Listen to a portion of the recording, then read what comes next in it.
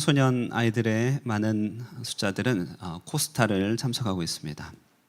올해 코스타 청소년 집회는 학생 교사 포함 도합 약 450명, 470명까지 가량 그렇게 세고 있습니다.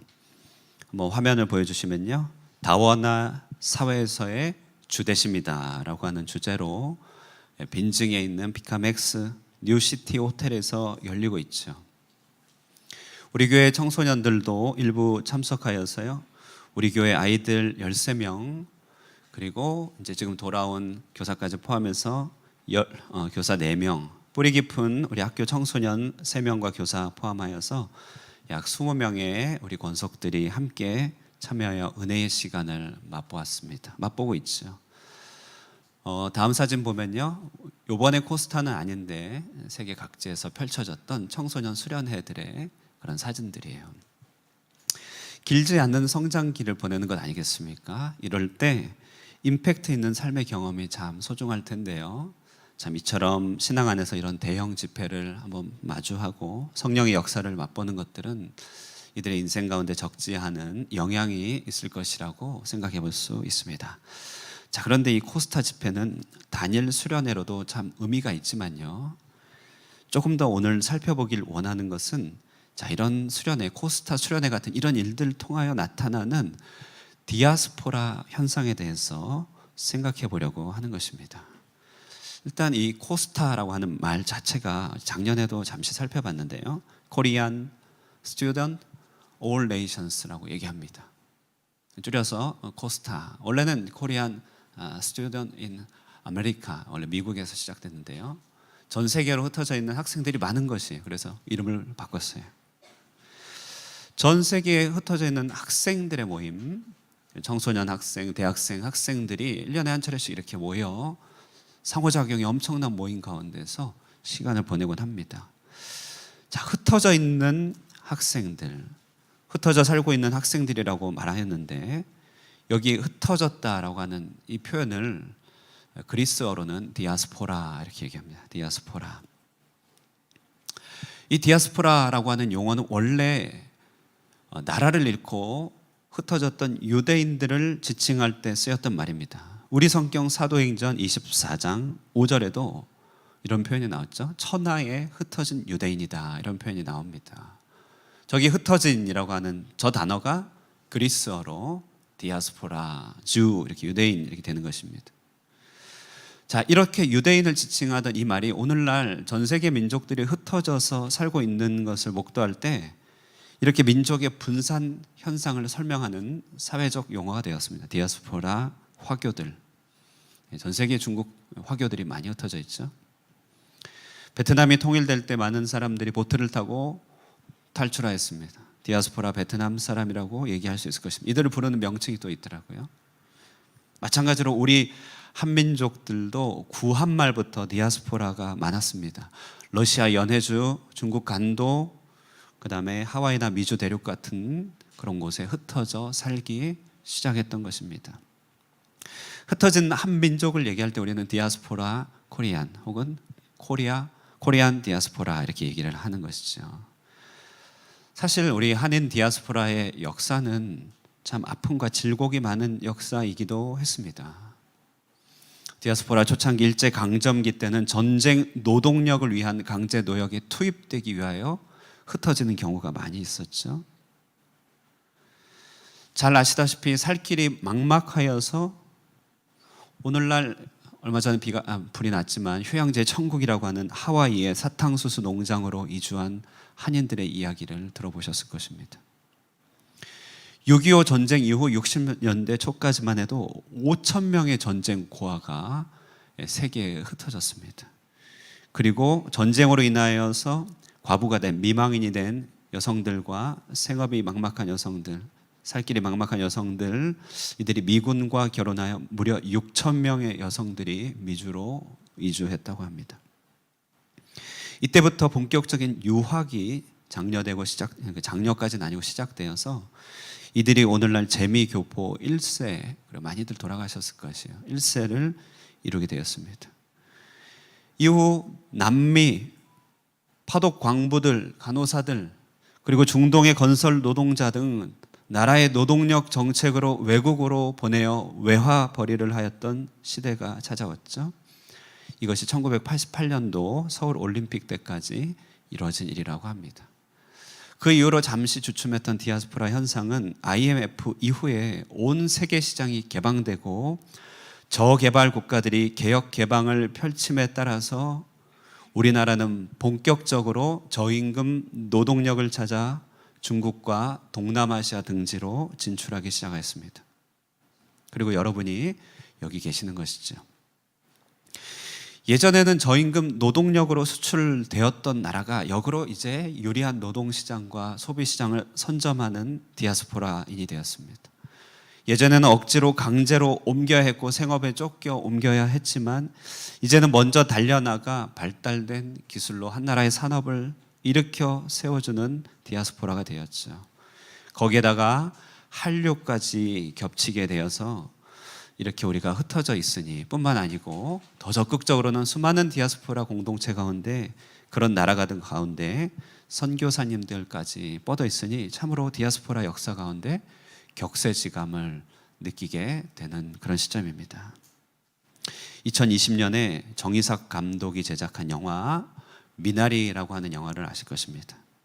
할머니 역으로 배역하였던 윤여정 씨, 이 일로 오스카상 아카데미상을 시상하였죠. 이 윤여정 씨가 이런 말을 극중에서 합니다. 미나리는 어디서든지 잘 살아. 미나리는 어디서든지 잘 자라. 어느 토양이든지 한계를 극복하고 질긴 생명력을 유지하고 번성하는 이 미나리에게서 우리 코리안 디아스포라의 운명을 보고 있는 그런 영화였던 것입니다. 이런 디아스포라 현상의 한가운데 시간이 쭉 흐르고 봤더니 놀랍게도 그곳에는요, 한 사람 한 가정이 스스로는 결코 자기의 장막을 나오지 못하여, 그래서 하나님을 만나지 못하였던 사람들이 디아스포라 현상을 통하여 만나게 된 계기가 나타나게 됩니다. 해외에 살고 있는 수많은 사람들이 고국에서는 도무지 하나님을 알지도 경험하지도 못하였다가 그 고국의 문화와 오랜 전통에서 벗어나 외국에 도착하였을 때 주님을 믿고 따르는 경우가 많이 있죠. 여러분도 알고 제가 아는 자매지만 설교라서 구체적인 이름은 밝히지 않겠지만 한 자매는 한 디아스포라 나라에서 다른 디아스포라로 넘어갈 때 작별 인사를 이렇게 하였습니다. 교회에서 사람이 그리워서 교회에 왔다가 하나님 딸이 되어 나갑니다.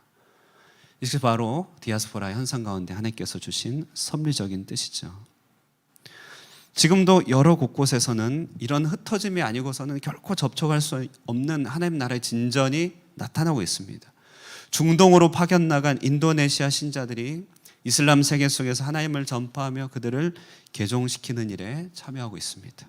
싱가포르, 홍콩 등지의 가정부로 나아간 필리핀 신자들을 통하여서 그들의 가정들이 주님을 만나고 불교 문화권 속의 교회가 개척되기도 합니다. 유럽이나 미국의 선진국 등의 유학 생활을 하다가 그곳에서 하나님을 만나 인생의 사명이 변화된 케이스는 손으로 셀 수도 없는 지경입니다. 특별히 한민족이 흩어진 모든 곳에서는 여러분 이렇게 보다시피 참여하시다시피 디아스포라 사람들끼리 모여 한인 교회를 만들고 그리고 디아스포라 학생들끼리 모여서 대대적인 영성 집회를 진행하고 있으니 참 우리가 대단한 섭리의 시간표에 살고 있다고 고백하지 않을 수 없는 그런 시점인 것이죠. 선교 용어로는 바로 이런 시대를 카이로스적인 시기라고 얘기합니다.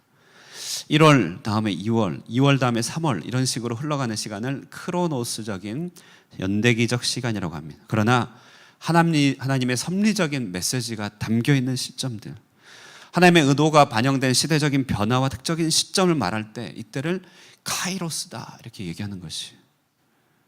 그러고 보면 여러분 우리 한민족의 역사 가운데 이런 시기가 없었습니다. 이전에도 없었고 이후에도 어떻게 될지 모릅니다. 이 같은 때가 없었다는 것이죠. 외국을 경험하기 위해 배 타고 멀리 가야 됐고 편지를 써도 도착할지 말지 몰랐습니다. 낯성에 가면 편지를 띄우세요. 두비두밥 올지 안 올지 모르는 거예요.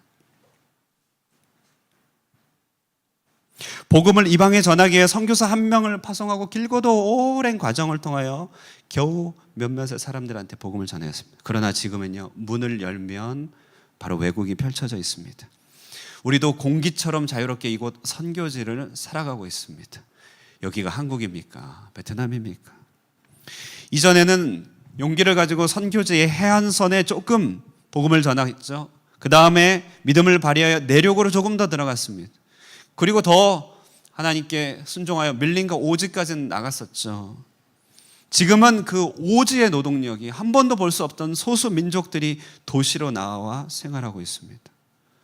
전 세계의 모든 민족들, 모든 계층의 사람들이 모여서 말 그대로 모든 곳에서 모든 곳으로 서로 접촉되고 있습니다. 선교의 용어로는, 전문적 용어로는 from everywhere to everywhere. 전문적 용어라지만 별건 없어요. 그냥 모든 곳에서 모든 곳으로의 복음의 진전이 나타나는 시대입니다. 그런 한 시대 중간에 우리가 이곳에 살고 있는 것이죠. 참으로 특정한 카이로스 시간대에 살고 있는 우리는 정말 남다른 사람들임을 우리가 기억해야 됩니다. 성경에서 하나님이 부여하신 제자들의 가치를 얘기할 때, 제자들아 너희의 가치는 최소가 1달란트다. 너에게 맡겨주고 기대한 것은 최소가 1달란트야. 여러분, 이 1달란트의 무게가 금 1달란트예요. 무게가 어느 정도인지 아시나요? 금 1달란트 무게 20kg입니다. 20kg. 금 1kg이 오늘날 시가로 9천만 원이래요. 20억에 해당되는 가치죠. 너희가 아무것도 안 하고 숨만 쉬고 있어도 너희가 서 있고 있는 삶의 자리가 가지고 있는 가치가 금 1달란트다. 굳이 얘기한다면 측량할 수 없다는 것이죠. 그러므로 우리는 특별히 이 시대를 살아가면서 동남아시아 선교지인 코리안 디아스포라로 살고 있는 우리에게 하나님이 원하시고 의도하시는 뜻이 무엇인지 귀를 기울일 필요가 있는 것입니다. 카이로스적으로 역사하시는 하나님께서 도대체 우리를 왜 이곳에 보내었고 우리로 원하시는 것이 무엇인지 귀를 기울여야 되는 것이죠. 오늘 그것에 대한 이야기를 신명기를 통하여 말씀을 나누려고 합니다. 한 이주하고 있는 백성들에게, 그래서 새로운 땅을 향하여 나아가고 있는 원래는 흩어졌던 이 민족에게 전달하시는 하나님의 메시지, 신명기 6장의 메시지죠. 우리 이 말씀을 잠시 듣기 전에 우리 서로 이렇게 인사 나누면 좋겠습니다. 정말 대단하신 존재이시군요. 인사 나누겠습니다. 시작. 정말 대단하신 존재이군요. 여러 명 하십시오. 시작. 정말 여러 명 하십시오는 따라하라는 얘기가 아니었는데요. 물 좀 마시고 가려고요. 감사합니다. 자, 여러분, 오늘 본문 신명기는 방금 말씀드렸듯이 애굽이라고 하는 이방 땅에서 디아스포라로 흩어진 민족으로 오랫동안 생활을 하였던 이 사람들이 약속의 땅 가나안에 입성하기 바로 직전에 주어진 성경입니다. 이것이 바로 신명기. 여기서 말하는 신자는 새로운 신자가 아니고 다시 신자입니다. 다시 신자. 다시 전달되는 율법이다. 그래서 신명기입니다. 이들이 가나안 땅이라고 하는 약속의 땅에 도착하기 전에 애굽에 머물렀던 시기는 무려 430년입니다. 해외 생활 10년, 20년 하면요 거의 외국인이 다 되어가죠. 오늘 다빈이 왔는데요. 제가 다빈이한테 오늘 처음으로 물어봤던 게 이제 한국 사람 다 됐어? 이렇게 물어봤어요. 그래. 옆에 있던 최효진 집사님, 난 베트남 사람이고 이렇게.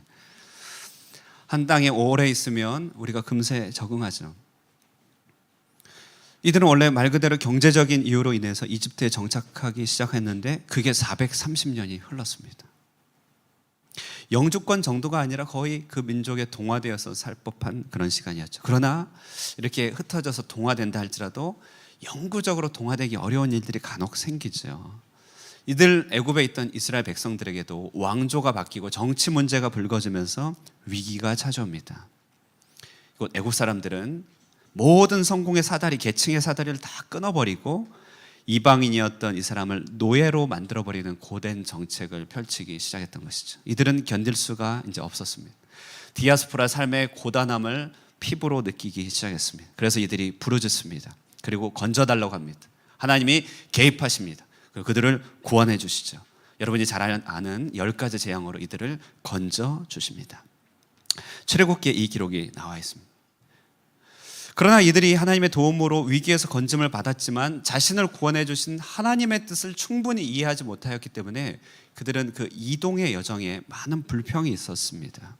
하나님을 원망했죠. 그러므로 하나님은 불평과 원망의 이 세대의 내면을 훈련시키기 위하여 40년을 여전히 디아스포라, 유랑민으로 살게 하십니다.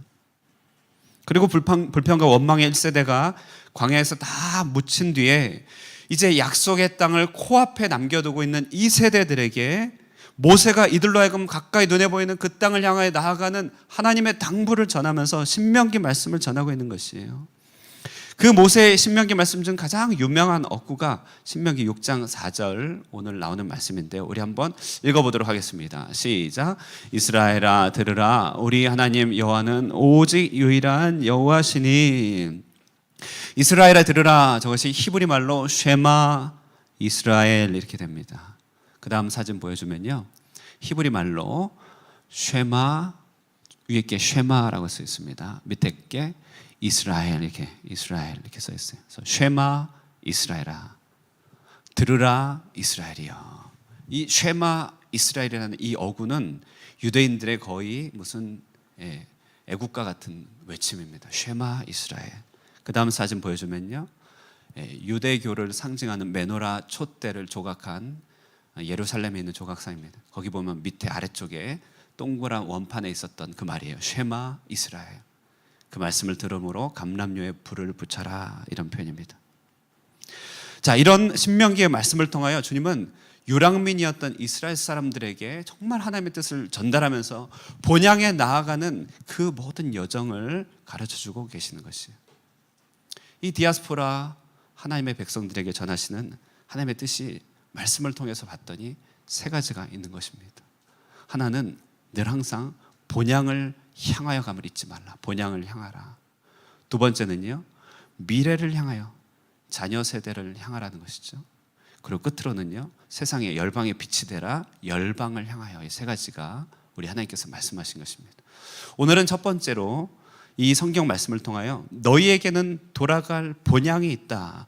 본향을 향하여라고 하는 이 하나님의 말씀을 조금 묵상할까 합니다. 그래서 오늘은 말씀을 강해한다기보다는요, 이 주제에 맞춰서 하나님의 뜻을 함께 나누려고 해요. 신명기 6장 1절을 한번 읽어보도록 하겠습니다. 신명기 6장 1절 시작. 이는 곧 너희의 하나님 여호와께서 가르치라고 명하신 명령과 규례와 법도라. 너희가 건너가서 차지할 땅에서 행할 것이니. 예, 오늘 본문의 맥락 자체가 건너가서 차지할 땅에 대한 얘기죠. 너희의 본향에 대한 얘기를 하겠다. 본향이 있음을 잊지 말아라. 너희가 서 있는 곳은 영원한 곳도 아니고 너희가 서 있는 곳은 영구한 장소도 아니다. 건너갈 땅에 대한 얘기를 하고자 한다. 이것이 오늘 본문의 얘기입니다. 하나님은 이들 민족을 향하여 본향을 향하라고 이렇게 말씀하시는데요. 6장 3절, 신명기 6장 3절에서도 역시 내가 복을 받고 내 조상들의 하나님 여호와께서 내게 허락하신 것 같이 젖과 꿀이 흐르는 땅에서 내가 크게 번성하리라. 본향에 대한 기억을 일깨워 주시는 것입니다. 자, 그렇다면 본향을 향하라. 이 말 가운데 담겨진 뜻이 무엇일까? 첫 번째는요, 무엇보다도 이 본향은 요단강을 건넌다는 의미가 있습니다. 다시 말해 본향은 이 땅의 문제가 아니라 바로 영원한 안식처인 천국에 대한 문제라는 사실입니다.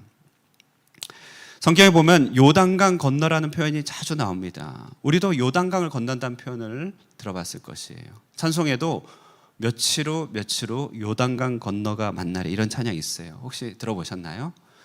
장례식 가면은 자주 부르는 찬양이에요.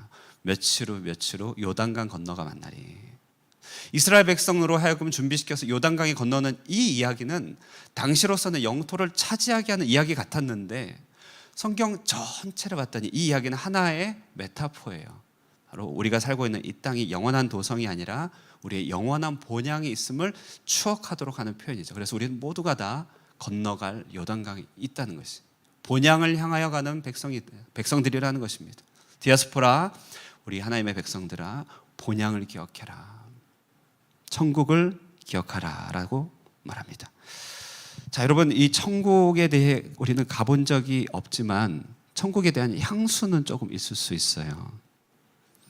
정지용의 시인의 시 가운데 향수라는 시를 혹시 아시나요? 보이시나요? 제가 첫 번째 옆만 한번 읽어드리겠습니다.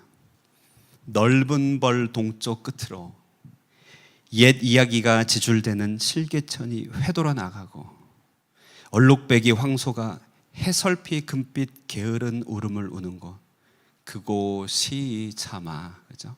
꿈엔들 이칠리아. 예. 여러분, 저도 얼룩배기 황소가 뭔지 모르겠어요. 그런데 이 시가 그렇게 와닿습니다. 네 번째 연을 보면요, 중반에 이런 표현이 있습니다. 아무렇지도 않고 예쁠 것도 없는 사철 발벗은 아내가 따가운 햇살을 등에 지고 이삭 죽던 곳, 그곳이 차마 꿈엔들 이칠리아. 제 아내는 사철 발벗은 적이 없어요. 그런데 이 시가 그렇게 와닿는 것이에요. 향수가 일어나는 것이에요. 한민족 문화대백과 사전에 보면 이 시를 이렇게 해설하고 있는데요. 정주영의 시에서 가장 지속적으로 드러나는 향수, 그것은 고향에 대한 일차적인 그리움이지만 밑바탕에는 상실한 낙원을 회복하고자 하는 소망을 담고 있다, 이렇게 설명하고 있습니다. 우리가 다 직접 천국에 가보진 않았지만 그곳이 차마 꿈엔들 이칠리아라고 말하는 순간 우리도 알지 모르는 영원한 것에 대한 향수가 일어나는 것이, 어린 시절에 살던 곳에 대한 추억들, 그런 추억을 되돌려보며 그곳의 장소에 만약 가본다면 사실 아무것도 없어요.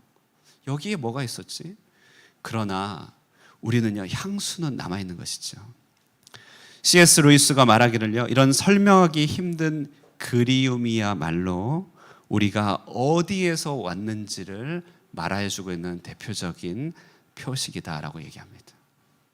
우리는 이런 향수들을 통하여 가보지도 않은 땅을 향한 그리움을 품게 되는 것이죠. 그러므로 디아스포라, 우리 모든 하나님의 백성들에게 주님이 얘기하시는 것이에요. 너희들은 돌아갈 본향이 있다.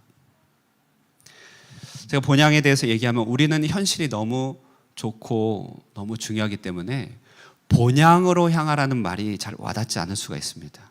때로는 천국에 대한 그것이 그렇게 좋은 것인지 잘 알지 못할 때가 있어요. 그러나 저는요, 결혼식을 볼 때마다 본향을 나아가는 일의 아름다움을 생각하곤 합니다. 워낙 좋아하는 이야기이기 때문에 여러분도 몇 번 들어보셨을 것이에요. 저는 결혼식에 참석하면요, 남의 결혼식인데 저는 참 주책맞게 좀 눈물을 흘릴 때가 많아요. 왜 그렇게 눈물이 나는지. 근데 언제 특별히 눈물이 나냐면요, 신랑이 입장할 때는 아무런 감흥이 없어요. 그냥 저 친구 좋겠네. 신부가 아버지의 손을 잡고 입장하는 순간부터 뭔가 마음이 좀 이상해집니다. 그리고 하이라이트는요, 이제 결혼 선서를 하고 양가 부모에게 절할 때죠. 신랑 측 부모 할 때 절하면 그래 좋겠네, 참 잘 살았으면 좋겠다 그럽니다. 그런데 신부가 돌이켜 신부 측 부모에게 절을 하는 순간 그때부터 막 눈물이 나는 거예요. 저 딸을 어떻게 보내지? 저 딸은 어떻게 떠나지? 부모님과 평생을 같이 살면서 친정을 떠나는 이 신부의 발걸음에는 말할 수 없는 애절함이 담겨 있습니다. 저 발걸음이. 그런데요, 놀라운 것은요, 매우 애절하고 애달픈 순간이죠. 참 사랑하는 아버지가 그 딸을 어떻게 보냅니까? 딸 가진 아비로서 저도 참 자신이 없어요. 어떻게 그 시간을 맞을까? 그런데 놀라운 건 그 눈물의 시간, 때로는 신부가 눈물을 흘리면서 그 장면을 맞이하지만, 그러나 착 돌이켜보면 누가 기다리고 있습니까? 바로 신랑이 기다리고 있죠. 신랑을 향하여 돌이키는 순간 눈물은 어디 간데없고 이제 새롭게 만날 신랑을 향하여 손잡고 나아가는 것이, 거기서 이 땅이, 그러니까 그 친정이 아쉽다고 신랑의 손을 뿌리치고 친정에게 돌아갈 것입니다. 그러면 모든 게 다 깨지죠. 우리에게 있는 본향도 꼭 그와 같다는 것이에요. 이 땅에 살고 있는 동안에는 이 땅이 너무 좋은 것입니다. 이 땅이 전부인 것 같고 우리를 키워준 곳이에요. 그러나 주께서 어느 날 불러서 본향으로 가자 하실 때 슬프지만 돌이켜보면 그곳에 우리의 신랑 되신 예수님이 기다리고 있는 것이에요. 그곳은 다시 돌이켜 이 땅으로 내려올 것은 아닙니다. 우리에게 본향이 있다. 우리에게 본향이 있다. 디아스포라에 있는 성도들에게 주님은 기억하라고 말하고 있어요. 본향을 향하여. 본향을 향하여. 그러므로 여러분, 흩어진 거류민으로 사는 우리가 더더욱 기억할 것은 이 세상은 우리가 영원한 곳이 아니고 우리에게 돌아갈 본향이 있음을 늘 기억할 수 있는 그런 여러분이 되시기를 축복합니다. 자, 이 본향은요, 그런데요, 천국 본향은 이제 구체적인 현실 속에서 이 땅에 임한 하나님 나라의 모델하우스로서 등장하게 된다는 것이 곧 교회를 말합니다.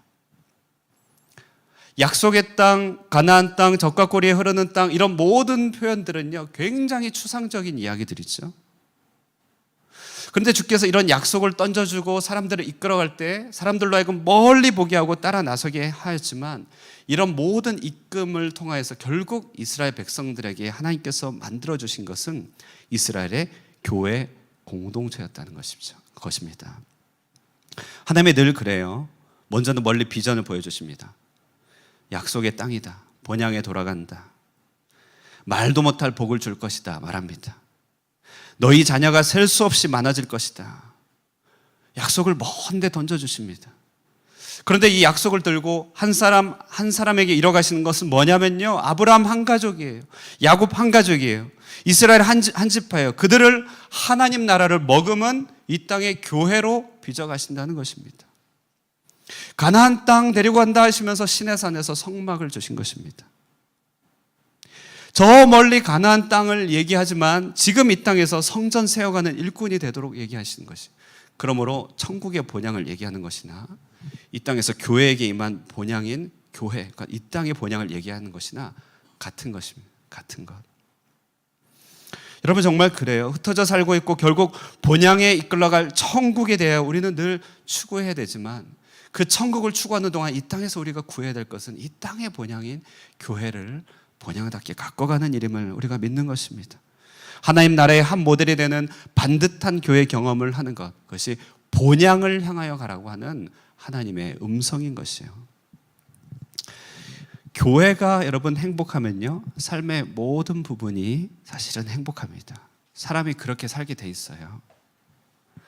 교회를 아예 알지 못하면 어쩔 수 없지만요, 우리 교회 다니는 사람은요, 교회를 아는 입장에서 교회와 삶의 질과의 관계는 매우 밀접한 연관이 있습니다. 여러분은 정말 그렇죠.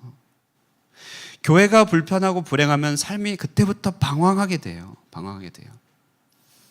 우리는 하나님을 사랑한다고 얘기하는데요, 하나님을 사랑하라, 하나님 중심으로 살라는 것이죠. 근데 이 말도 얼마나 어려운 말입니까? 그래서 다른 말로 바꾸는 게 말씀 중심으로 살라는 것이에요. 근데 말씀 중심이란 말도 굉장히 어려운 말이에요. 그래서 이것을 적용한 말이 교회 중심의 사람이 되라는 것이. 교회 중심의 사람이 될 때 우리는요, 이 땅에서요, 천국의 본향을 맛보는 건 어렵지 않습니다. 그런데 교회의 행복과 불행은 누가 만드는가? 그것은 특정한 몇 사람만의 몫이 아닙니다. 신명기 6장 4절에서 5절에 얘기합니다. 신명기 6장 4절 5절 우리 한번 읽어보도록 하겠습니다. 시작. 이스라엘아 들으라, 우리 하나님 여호와는 오직 유일한 여호와시니 너는 마음을 다하고 뜻을 다하고 힘을 다하여 내 하나님 여호와를 사랑하라. 이스라엘아 들으라.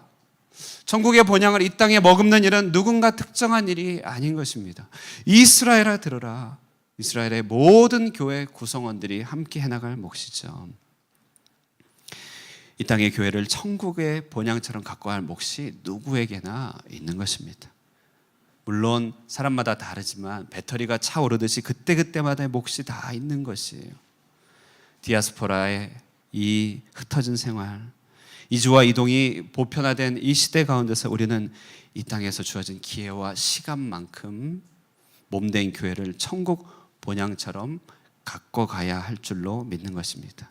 본향을 향하여 나아가는 교회, 또 본향을 머금은 교회, 여러분을 통하여 이 땅 가운데 잘 이루어지게 되기를 간구하시는 여러분 되기를 축복합니다. 자, 끝으로 본향을 향하여 간다. 본향을 향하여 간다라고 생각할 때 여기서 파생되는 한 가지 적용점이 있습니다. 세 번째인데요.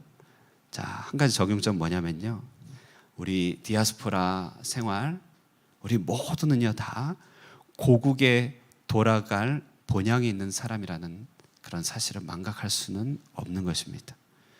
그러므로 우리가 여기서 기억해야 될 것은 이곳 흩어진 삶 가운데서 우리는 반드시 well finish, 디아스포라 생활의 선종, 잘 맞춰지는 그 마지막을 꿈꾸면서 나아가야 한다는 사실입니다.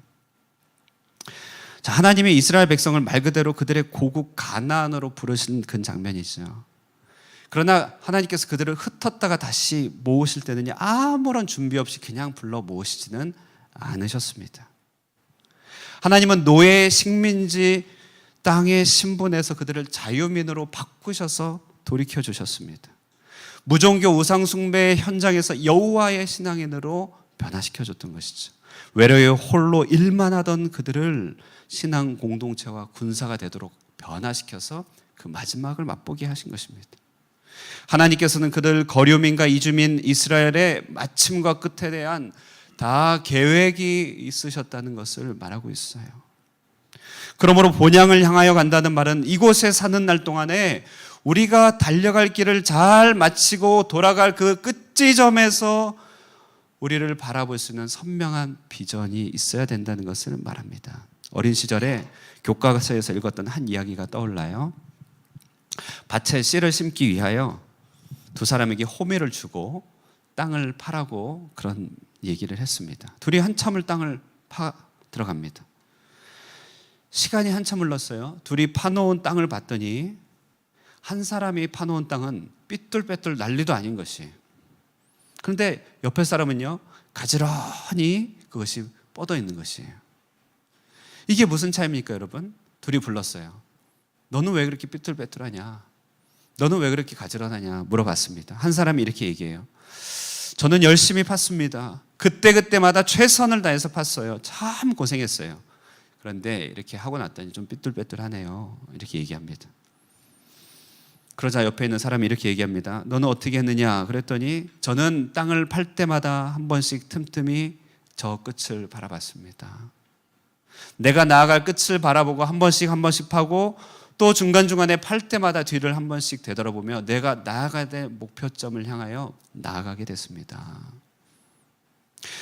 똑같이 열심히 일하였지만 그 끝을 보고 나아가는 일의 결과가 이렇게 다르다는 것이죠. 사도 바울은 그러므로 이렇게 자기 인생을 살면서 끝지점을 바라보면서 달리는 인생을 경주하는 인생이다 묘사했습니다. 고린도전서 9장 24절에서 26절 말씀이죠. 우리 한 번씩 볼까요? 운동장에서 다름질하는 자들이 다 달릴지라도 오직 상을 받는 사람은 한 사람인 줄을 너희가 알지 못하느냐? 너희도 상을 받도록 이와 같이 다름질하라. 여러분요,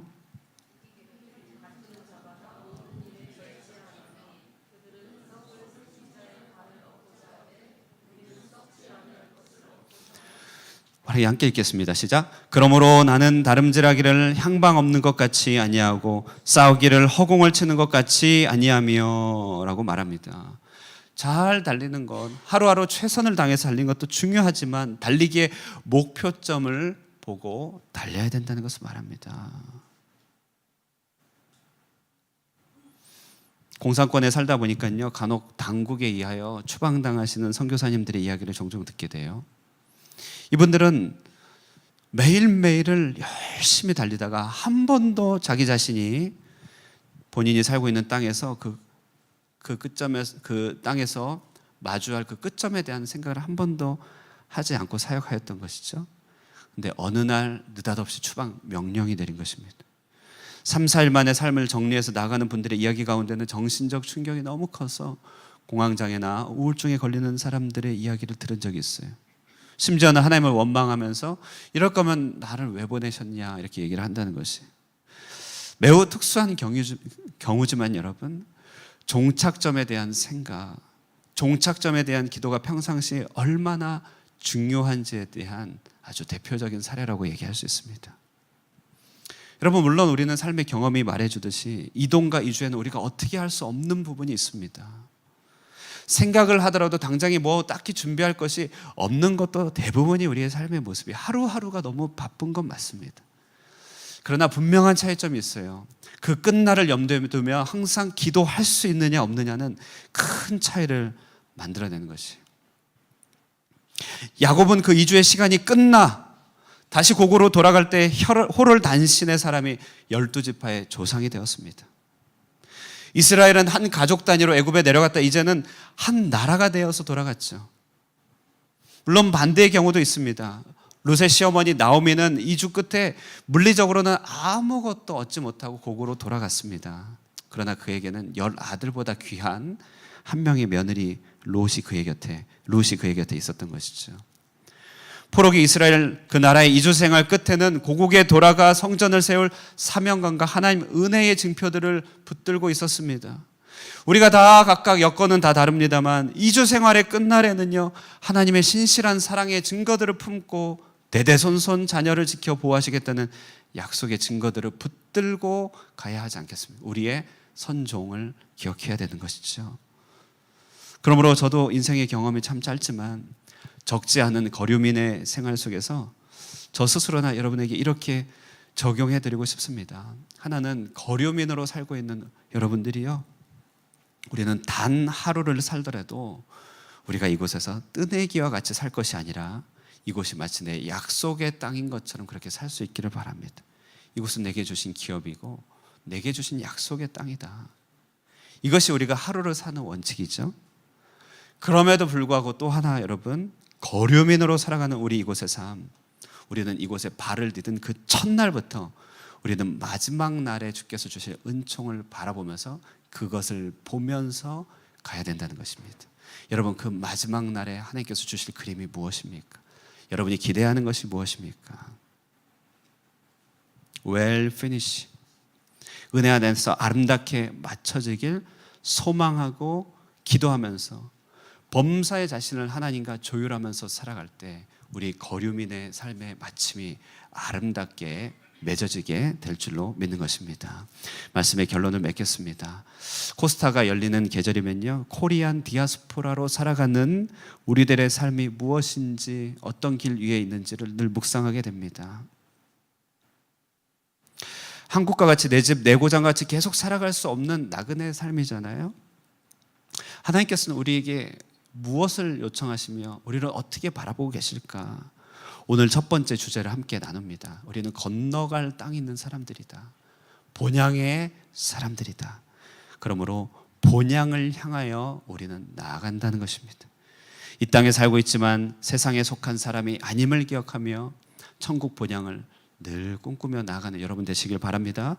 그 본향으로 나가는 삶의 길목에서 그 본향을 이 땅의 교회 가운데 창조하고 마주할 수 있는 그런, 여러분, 참 좋은 교회의 경험들로 채워갈 수 있는 여러분이 되기를 바랍니다. 그리고 끝으로 영원히 시민권자가 되어서 살아갈 수 없는 우리의 이 거류민의 삶, 하루를 살더라도 마치 이곳 사람인 것처럼 사랑하며 살겠지만 마침내 하나님께서 이루어주실 그 끝에 마침을 늘 바라보면서 그 끝날을 하나님과 견주어 보면서 하루하루를 주님과 나누어 살면서 살아가시다가 우리 마침내 코리안 디아스포라로 불러주신 하나님의 뜻을 합당하게 채워갈 수 있는 저와 여러분이 되시기를 주님의 이름으로 축원드립니다. 아멘. 우리 함께 찬양하겠습니다. 여호와 이스라엘의 구원자. 이 찬양은요, 흩으신 하나님의 백성들 가운데 이들을 불러주시고 지켜주시며 빛을 발하게 하시는 하나님의 축복과 뜻이 가득 담겨있는 찬양인 것 같아요. 우리 이 찬양 함께 부르시면서요, 디아스포라 삶을 살아가고 있는 우리들을 향한 하나님의 그 풍성한 사랑을 기억하면 좋겠습니다. 함께 찬양하겠습니다.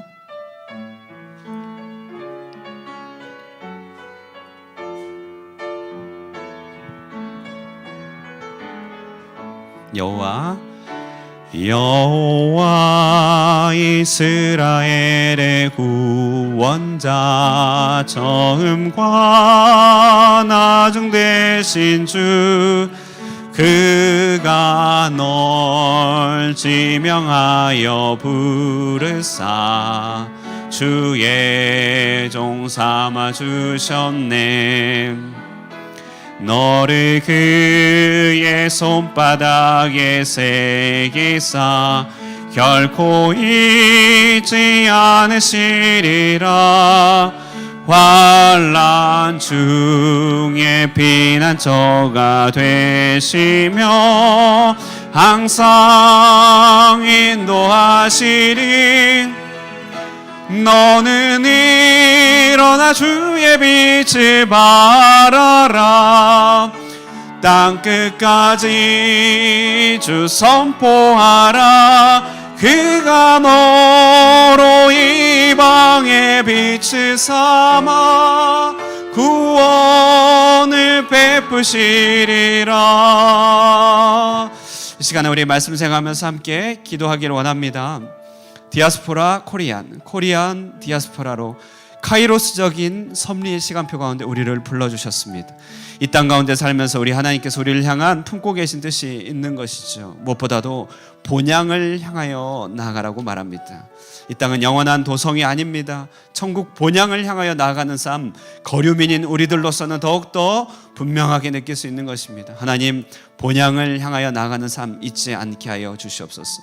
또한 이 본향이 이 땅 가운데서 교회로서 우리 삶 가운데 경험되도록 하나님께서 인도하십니다. 먼 약속을 주시지만 교회를 통하여 이 땅의 본향을 경험케 하여 주시고 이곳에서 천국의 복음을 누리게 하여 주시며 천국의 꿈을 누리게 하여 주신 주님, 이곳에 내가 내 삶을 드려 아름다운 본향 교회를 갖고 가게 하여 주시옵소서. 그리고 하나님, 우리에게 잠시 허락해 주신 이 거류민의 삶, 그 끝날에 하나님께서 우리에게 주시고자 하는 것들, 주께서 우리를 부르시는 그 뜻이 무엇인지를 늘 바라보며 기도로 묻고 따라가면서 그 끝날을 바라보면서 오늘이라고 하는 현실을 다른 바락질하기를 향방 없이 하지 않는 우리가 되게 하여 주시옵소서. 이와 같이 이 세 가지 기도 제목들을 가지고 말씀의 주제를 품고 우리 함께 기도하며 나가도록 하겠습니다. 기도합니다.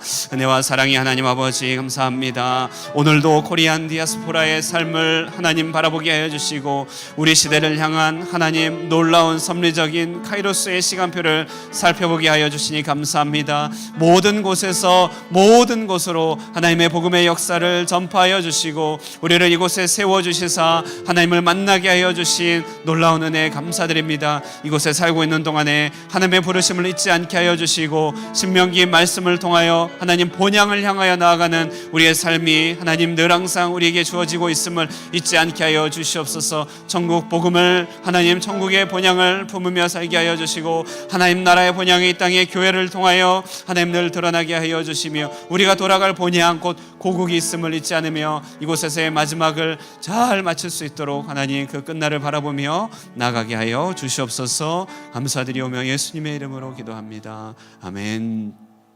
우리 봉헌 드리도록 하겠습니다.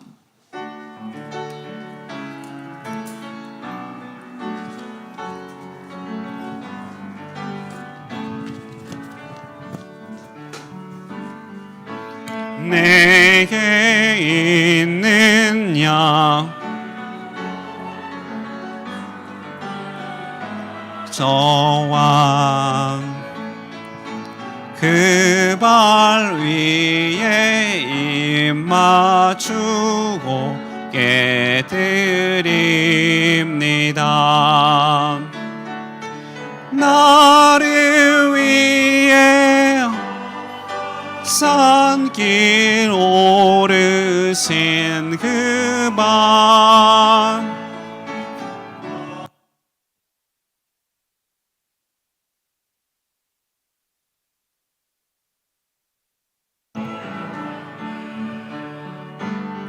다 같이 일어나서 개 있는 양유가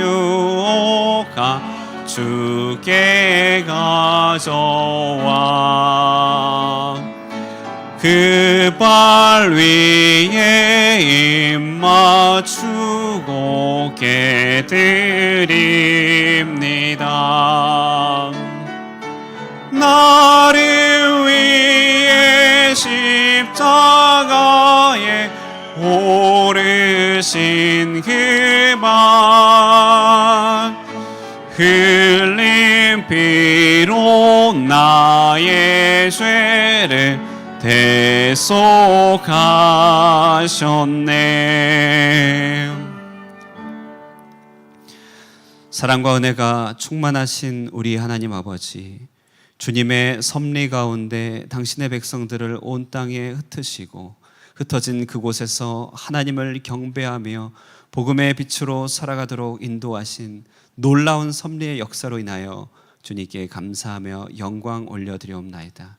그 길 한복판에 우리를 세워주시고 이곳 호치민 땅에서 몸된 교회에 이뤄가며 하나님의 뜻을 따라 행하도록 우리를 불러주신 하나님 앞에 머리를 숙이며 주님의 뜻을 구하길 원합니다. 거룩하신 주님, 사랑하는 주의 백성들, 그 섭리의 뜻에 따라 부름받은 이곳 삶의 터전에서 늘 본향을 향하여 부르시는 하나님의 음성을 분별하여 따라 순종하는 우리 모두가 되게 하여 주시옵소서. 무엇보다도 우리에게 영원한 본향인 천국이 있음을 한시도 놓치지 않게 하여 주시고, 하나님, 이 땅이 영원한 것이 아니라 우리가 돌아갈 영원한 고국인 하나님 나라가 우리에게 주어졌음을 늘 기억하며 이 세상에 매이지 않고 살아가는 하나님의 백성 되도록 인도하여 주시옵소서. 그 천국을 우리가 사는 이 땅 가운데 교회를 통하여 맛보게 하여 주시고, 이 교회가 참으로 우리에게 고향 같은 곳, 우리에게 추억의 동산이 되게 하여 주시며 문 영혼들을 살찌우는 복된 복음의 처소가 되도록 하나님의 한량없는 은혜를 베풀어 주시옵소서. 그러나 주님, 우리에게는 돌아갈 고국이 있음을 다시금 기억해 보게 됩니다. 하나님, 우리에게 허락해 주신 이 삶의 여정 끝날에 하나님께서 우리에게 주고자 하는 것이 무엇인지를 늘 항상 물으며 하나님 잘 마칠 수 있는 우리가 되게 하여 주시고, 그날을 바라보며 오늘 하루하루를 주님 앞에 인내하며 경주할 수 있는 신앙의 안목을 가지고 전진해 나가는 모든 삶의 경주자가 되도록 우리와 늘 항상 동행하여 주시옵소서. 오늘 그 경주의 한가운데 하나님, 우리의 삶에 또 많은 것들 주님께서 또 함께하여 주시고, 또 우리 삶에 주셨던 모든 것들이 다 하나님으로부터 온 것임을 우리의 온 마음으로 고백하며 주님 앞에 예물을 올려드립니다. 구별된 예물, 11조의 예물, 감사의 예물, 작정된 모든 예물을 통하여 올려드리는 우리의 헌신을 주님께서 기뻐 흠량하여 주시고, 드려진 모든 예물들이 이 땅 가운데 본향을 떠올리도록 하는 일에 귀하게 쓰임받게 역사하여 주시옵소서. 힘겹고 어려운 중에 정성을 다하여 주님께 드렸사오니 우리 성도들의 모든 삶의 형편 가운데 동행하여 주시고, 하늘의 모든 신령한 것과 땅의 기름진 것으로 우리 각자의 삶을 채워주시기를 간절히 바라옵나이다. 이제 우리에게 주어진 이 한 주간의 삶을 주님 앞에 결단하며 나가길 원하오니 이 한 주도 본향 바라보며 나아가는 한 주가 되게 하여 주시고, 주님의 도움을 힘입어서 날마다 승리하는 거룩하고 복된 삶 살아가도록 주님께서 역사하여 주시옵소서. 우리에게 주신 모든 것들로 인하여 감사를 올려드리오며 살아계신 예수님의 이름으로 기도드리옵나이다. 아멘. 이제는 우리 주 예수 그리스도의 크신 은혜와 하나님 아버지의 극진하신 사랑과 성령 하나님의 교통하시는 역사가 이 땅을 사는 날 동안에 본향을 바라보며 주님의 뜻을 받들어 살아가기로 결단하는 사랑하는 하늘꿈의 모든 권속들과 이 자리에 함께 예배한 모든 예배자 위에 영원토록 함께 있을지어다. 아멘.